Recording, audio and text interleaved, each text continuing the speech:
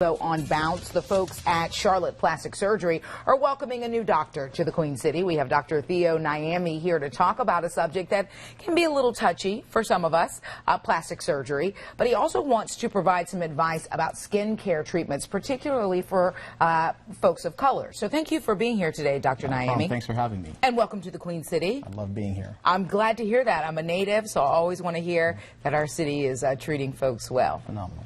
We are going to talk about your skincare recommendations in just a moment. But first, I want to sort of give folks a backstory and talk about your success as a doctor and where you hoped your dream would take you. Thank you. You know, I was born in a small village in Ghana, West Africa, and as I look at the progression of my life, I could have never imagined I would have gotten this far. I was fortunate enough to come to the United States with my older brother. Had hardworking parents who instilled the values of a good education and hard work. I was able to get to Cornell University, where I graduated with honors. And then following that, attended Harvard Medical School, where I also graduated top of my class. Following Harvard, I started my plastic surgery training at Harvard, where I was fortunate enough to be involved in a number of groundbreaking procedures in the United States. Awesome. I mean, gosh, what have you been doing with your life? I mean, you just clearly have been knocking it out of the park from day one. But you're not one to leave Ghana and never look back. Let's talk about what you're doing to change the lives of people in your native country. Thank you. You know, my brother and I, my brother's now a neurosurgeon, and I'm a plastic surgeon. We've been very fortunate to have come out of this. Clearly a family of underachievers. I mean, wow. I'm sorry, continue. Given our success, what our hopes are long term is to be able to go back to Ghana and set up a medical mission in order to take care of the underprivileged and people who would benefit from advances that we have benefited from. In goals of doing this, I've now been back on 2 medical missions to work in both my home village, which is slowly improving with new paved roads and water and a lot of other infrastructure projects. But beyond this, I'm hoping to teach plastic surgery and some of the techniques that I've learned here to residents and trainees in Ghana, where they're lacking a lot of the innovative techniques that has made plastic surgery in the United States such a leading field when it comes to plastic surgery throughout the world. Paying it forward. You talked about all of the groundbreaking procedures that you've been a part of. Specifically, you were on the team that performed the first full-face transplant. You know, I've been incredibly privileged. At the Brigham Women's Hospital, which is where I did most of my training, we have been leading the way for facial transplantation as well as hand transplantation. So out of the 7 full-face transplants, I've been privileged to be a part of 5 out of the 7, as well as 2 bilateral hands. That's been led by the efforts of Dr. Pomahawk, Dr. Matthew Carty, and most of the team at the Brigham Women's Hospital. Having come to the Queen City, I hope to make the institution that has made me the plastic surgeon that I am, proud. Well, their loss is our gain, for sure. You also specialize in aesthetic breast surgery. Correct. And I want to talk about this recent article that says millennials, young adults, are getting more and more plastic surgery these days. What's the driving force behind that trend? You know, as social media has increased among millennials and among other patients, people are more aware of the differences among each other. For example, many patients who may be newly out of college and attending a reunion may see other classmates on social media, and then to get ready for these reunions, they may want to look their best. That has driven an increase in both facial aesthetic surgery, breast aesthetic surgery, and a lot of the simpler things, even non-surgical maneuvers such as fillers, Botox, and most importantly, skincare. So what do you see most coming into your office a request for? If there was like a top 3, what would you say? I think the top 3, and this is validated by the American Society of Plastic Surgery Statistics, would be breast augmentation for surgical procedures. A lot of younger women are looking to enhance their own image with breast augmentation simply because the procedure is tried, tested, and safe. When it comes to the generation between the 30s and 40s, things that are non-injectables, non-surgical such as injectables, are actually very common. And then in the older generation, facelifts and eyelid lifts to rejuvenate.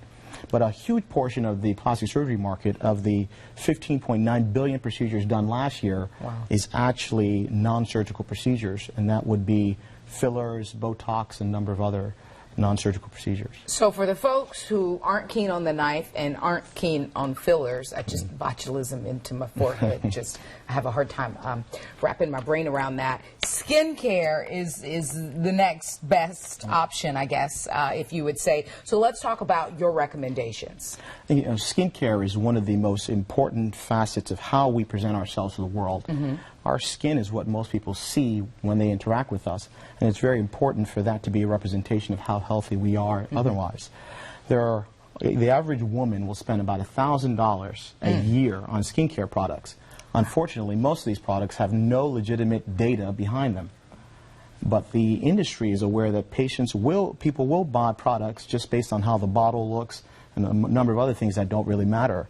So here at Charlotte Plastic Surgery, we've been able to distill the products that have good scientific evidence behind them. And I have a few of those products listed here. Let's start from this end, shall we? Or whatever end you think is best. Start from this end. Okay. This is a TNS Central Repair. This product here has over 110 growth factors that are meant to restore a lot of the growth factors that our body's missing as time moves on. In addition to that, it has antioxidants that are able to counteract a lot of the toxins that damage the skin and decrease the amount of collagen we have. Okay. And this is a skin brightening complex. Now, this is a skin brightening complex that is actually very effective, especially in skin of color like your skin and my skin.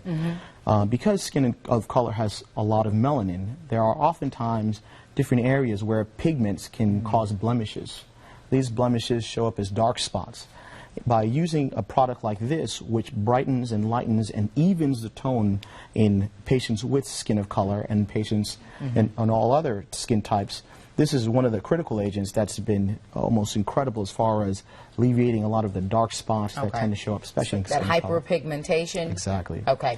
And this is a rejuvenating hydration in layman's terms. What does that mean? This is one of the most phenomenal products on the market currently. So this product has 5 different types of high-grade hyaluronic acid. Okay. I'm familiar. Hyaluronic acid is a substance that your body makes, and it holds on to water.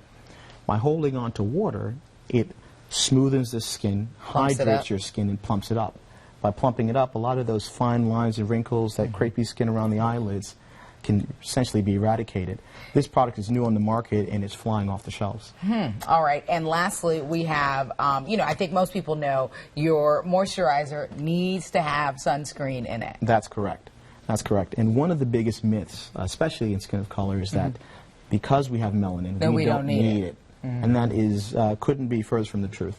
I use a sunscreen every day. Yeah. And my patients are amazed to hear this because they would assume I don't need it.